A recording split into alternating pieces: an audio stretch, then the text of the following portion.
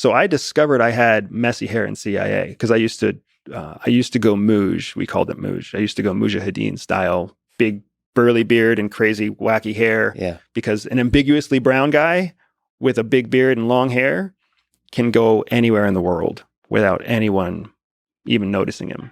They either think that he's a janitor or they think that he's like some forgotten part of history, but nobody ever thinks that that guy is a spy. So it was for me, it was one of my favorite disguises. It's what's known as a level 2 disguise. One of my favorite disguises to don was just dilapidated brown guy. Can you actually, we'll just take a million tangents. What's a level 2 disguise? What are the different levels of disguise? What are the disguises? Yeah, there's 3 levels of disguise by and large. Level 1 is what we also call light disguise. So that's essentially you put on sunglasses and a ball cap and that's a disguise. You look different than you normally look. Mm-hmm. So it's just different enough that someone who's never seen you before, someone who literally has to see you just from a picture on the internet, they may not recognize you. That's why you see celebrities walk around with ball caps and oversized jackets and baseball hats, because they just need to not look like they look in the tabloid or not look like they look in TV. That's level 1. Mm-hmm. Let me jump from level 1 to level 3. Level 3 is all of your prosthetics, all the stuff you see in Mission Impossible, your fake ears, your fake faces, your fat suits, your stilts inside your feet, all that's level 3. Whenever they make any kind of prosthetic disguise, that's a level 3 disguise, because prosthetics are very damning if you are caught with a prosthetic. If you're caught wearing a baseball hat and sunglasses, nobody's going to say you're a spy. But when you're caught with a custom-made, nose prosthetic that changes the way your face looks, or when someone pops out a fake jaw and they see that your top teeth don't look like they did in this prosthetic, then all of a sudden you've got some very difficult questions to ask or to answer. So level 3 is extremely dangerous. Level 1 is not dangerous. Level 2 is long-term disguise. Level 2 is all the things that you can do to permanently change the way you look for a long period of time, so that whether you're aggressed in the street or whether someone breaks into your hotel room or whatever, it's real. So maybe that's, maybe you get a tattoo. Maybe you cut your hair short. Maybe you grow your hair long. Maybe you go bald. Maybe you start wearing glasses. Well, glasses are technically a prosthetic, but if you have teeth pulled, if you gain 20 pounds, really gain 20 pounds or lose 15 pounds, whatever you might do, all of that's considered level 2. It's designed for a long-term mission so that people believe you are who you say you are in that disguise. A lot of that is physical characteristics. What about what actors do, which is the method acting? Yeah, the method acting, sort of developing a backstory in your own mind, and then you start pretending that you host a podcast and teach at a university, and then do research and so on, just so that people can believe that you're not actually an agent. What is that part of the disguise levels or no? So yes, disguise has to do with physical character traits. That's what a disguise is. What you're talking about is known as a cover legend. When you go undercover, what you claim to be, who you claim to be, that's called your legend, your cover legend. Every disguise would theoretically have its own cover legend. Mm-hmm. Even if it's just to describe why you're wearing what you're wearing, it's all a cover. So the method acting, this is a fantastic point that I don't get to make very often, so I'm glad you asked.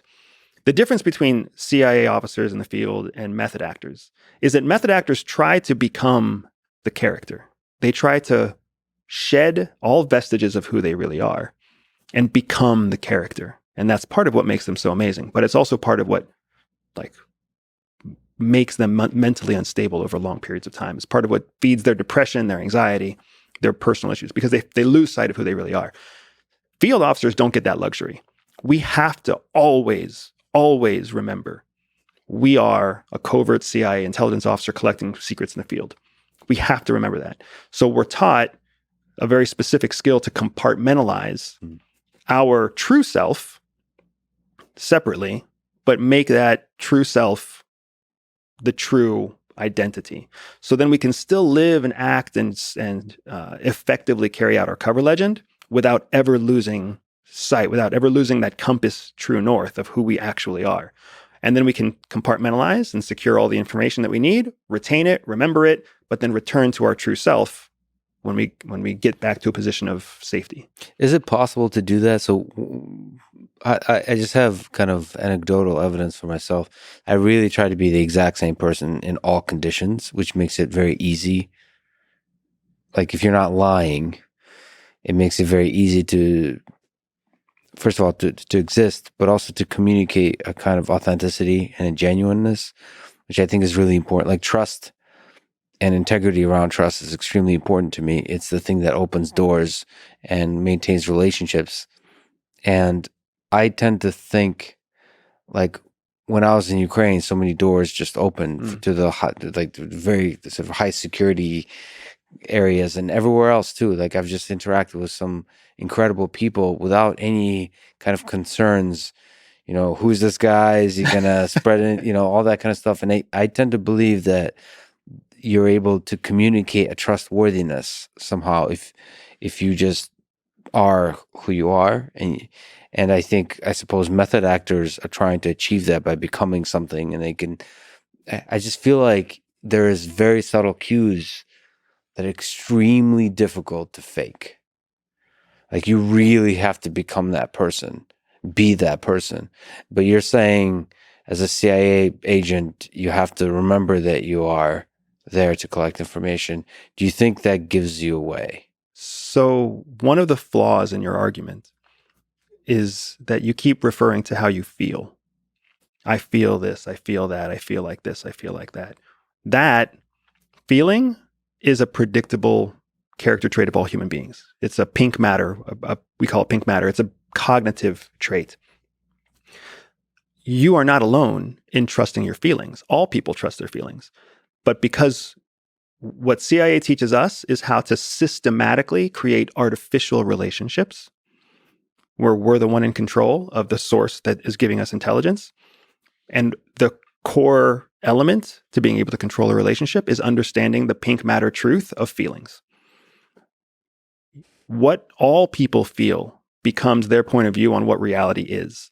So when you understand and you learn how to manipulate what people feel, then you can essentially direct them to feel any way you want them to feel. So if you want them to feel like they can trust you, you can make them feel that way. If you want them to feel like you're a good guy or a bad guy, if you want them to feel like they should give you secrets even though their government tells them not to, you can do that. There are men who make women feel like they love them, and just so that the woman will sleep with them. There are women who make men feel like they love them just so the men will give them their money. Manipulation is a core behavioral trait of all the human species, because we all understand to some level how powerful feelings are, but feelings are not the same thing as logical, rational thought. They're two different sides of the brain. What CIA teaches us how to do is systematically tap into the right side, emotional side of the brain, so that we can quickly get past all of the stuff you were just saying, all of the, well, don't you have to be convincing, and don't you have to really know your story, and don't you have to be able to defend it, don't you have to have authenticity, and don't you have to have genuine feelings? Yes, all of those things are true if you're having a genuine relationship. But in an artificial relationship, there's ways to bypass all of that and get right to the heart of making someone feel comfortable and safe. I guess the question I'm asking, and the thing I was implying, is that creating an artificial relationship is an extremely difficult skill to accomplish the level, like how good I am at being me and creating a feeling in another person that I create. For you to do that artificially, my sense is you gotta be really damn good at that kind of thing. I would venture to say I don't know how to measure how difficult the thing is, but especially when you're communicating with people whose job depends on forming trusting relationships, they're gonna smell bullshit. And to get past that bullshit detector is tough. It's a tough skill. Well, it's interesting. So I would say that, or maybe I'm wrong actually on that. I would say that once you understand the system, it's not that hard. It makes a lot of sense. But I would also say that to your exact point, you are right that people smell bullshit. People smell bullshit.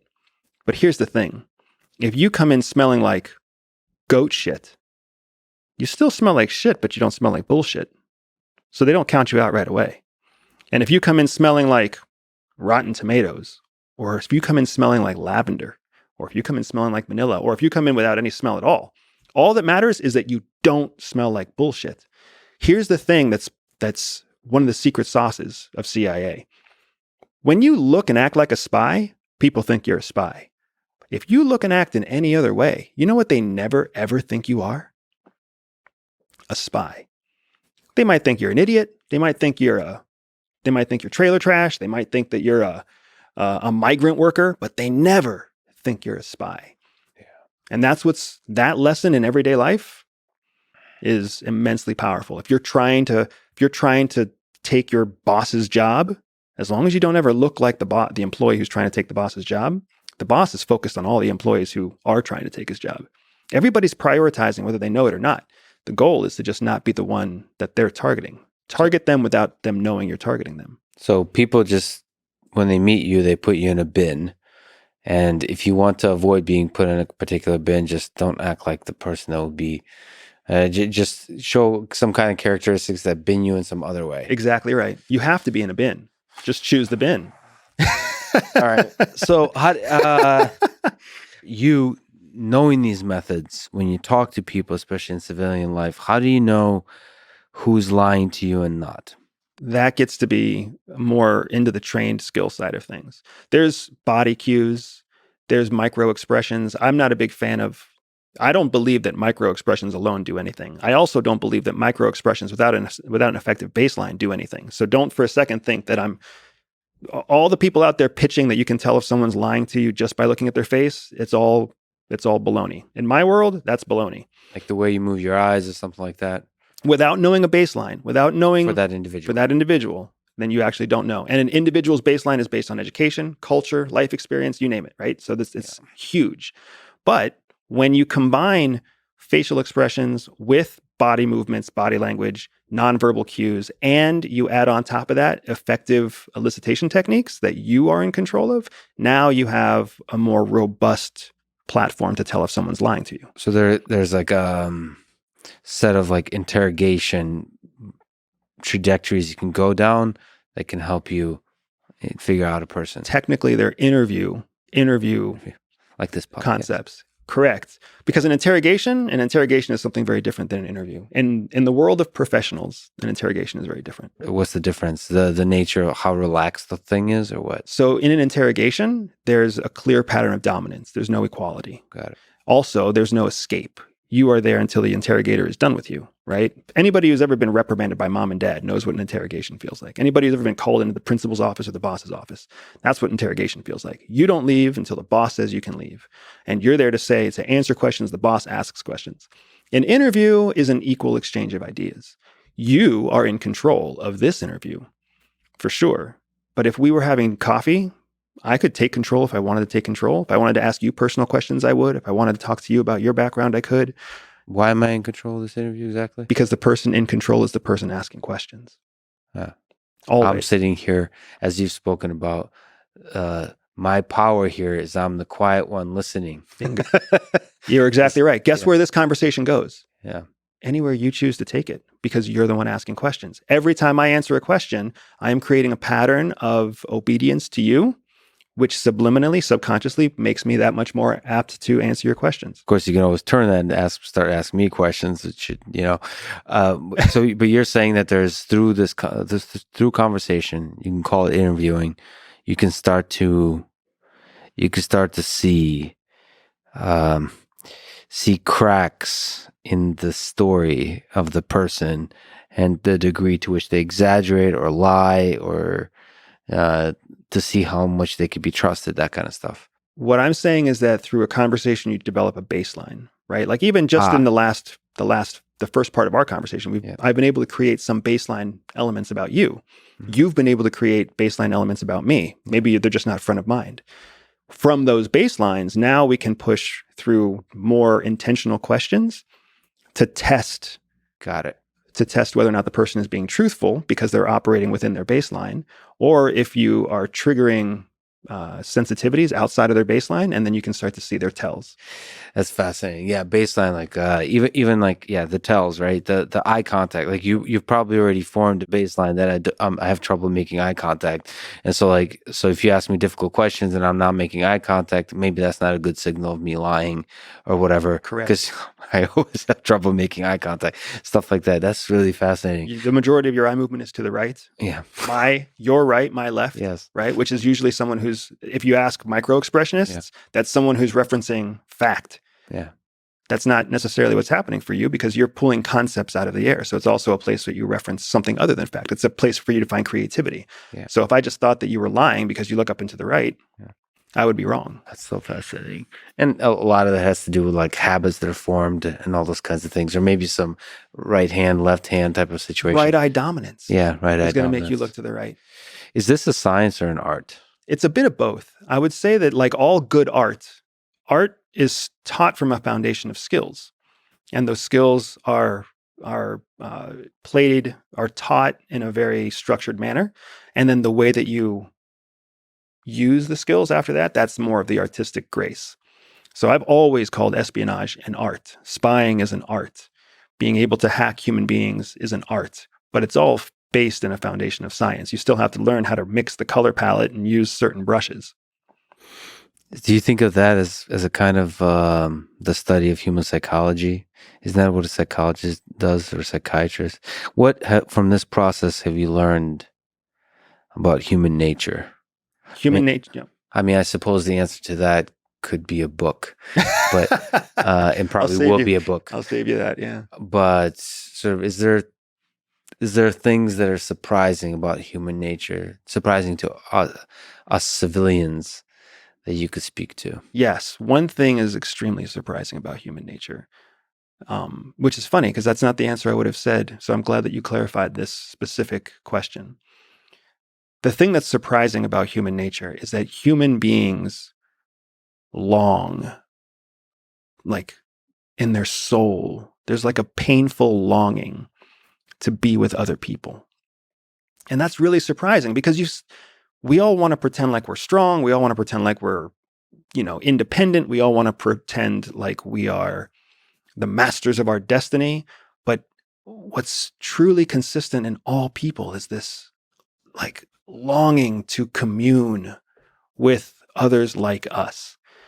My more practical answer about what I've learned to be the truth is that human nature is predictable. And that predictability is what gives people an incredible advantage over other people.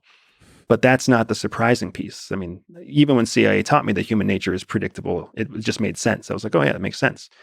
But what I never, ever anticipated was no matter where I've been in the world, no matter who I've talked to, no matter what socioeconomic bracket, is that longing. Man, it hurts. Loneliness sucks. And togetherness feels good. Even if you're together with someone you know isn't the right person, it still feels better than being alone. I mean, that's such a deep truth you speak to. And I could talk about that for a long time. There is, I mean, through these conversations in general, whether it's being recorded or not, I hunger to discover in the other person that longing. You strip away the other things, and then you share in the longing for that connection. And I particularly also have detected that in people from all walks of life, yes, including people that others might identify as evil, or hard, as completely cold. It's there. It's there. They've hardened themselves in their search, and who knows what dark place their brain is in, their heart is in, but that longing is still there. Even if it's an ember, it's there. It's the reason why in World War I and World War II, enemy combatants still shared cigarettes on the front lines, during periods of holidays or bad weather or whatever else, because that human connection, man, it triumphs over all. See, that's in part of what I refer to when I say love, because I feel like if like political leaders and people in conflict at the small scale and the large scale were able to tune into that longing, to seek in each other that basic longing for human connection, a lot of problems could be solved. But of course, it's difficult because it's a game of chicken. Because if you open yourself up to reveal that longing for connection with others, people can hurt you. Well, I would go a step farther, and I would say that taking the connection away, punishing, penalizing people by removing the connection is a powerful tool. Yeah. And that's what we see. That's why we send people to jail. That's why we put economic sanctions on countries. That's why we ground our children and send them to their rooms. We are penalizing them. Whether we know it or not, we're using punitive damage by taking away that basic human connection, that longing for community.